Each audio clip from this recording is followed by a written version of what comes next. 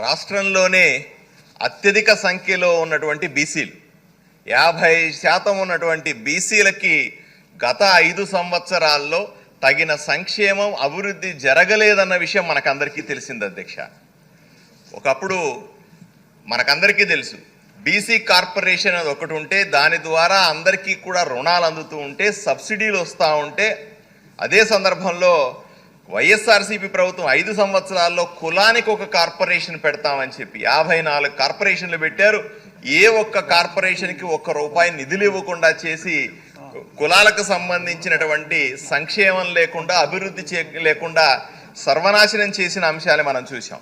అంతేకాదు BC sub plan నిధులు అధ్యక్ష కేవలం బీసీలకు మాత్రమే ఖర్చు పెట్టాల్సిన నిధుల్ని దారి మళ్లించి సుమారుగా 73,000 కోట్ల రూపాయల్ని వేరే పథకాలకు వాడేసుకున్న ఘనత అప్పట్లో వైఎస్ఆర్సీపీ ప్రభుత్వం.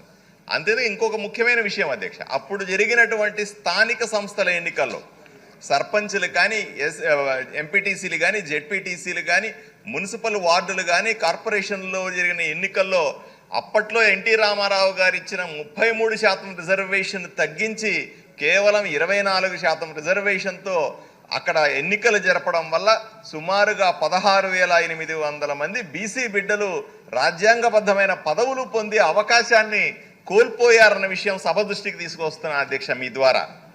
ఈ రకంగా ఎన్నో రకాల అణిచివేల తర్వాత బీసీల్లో తీవ్రమైన ఆవేశం కట్టలు దించుకొని ఈరోజు కూటమి ప్రభుత్వానికి ఓటేశారు అధ్యక్ష.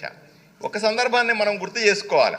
నరేంద్ర మోదీ ప్రభుత్వం అధికారంలోకి వచ్చిన తర్వాత కేంద్రంలో బీసీ కమిషన్కి ఓబీసీ కమిషన్కి రాజ్యాంగ హోదా ఇచ్చింది అధ్యక్ష. అప్పటిదాకా కేవలం ఎస్సీ కమిషన్కు ఎస్టీ కమిషన్లకు మాత్రమే వాళ్ళ హక్కుల్ని కాపాడడానికి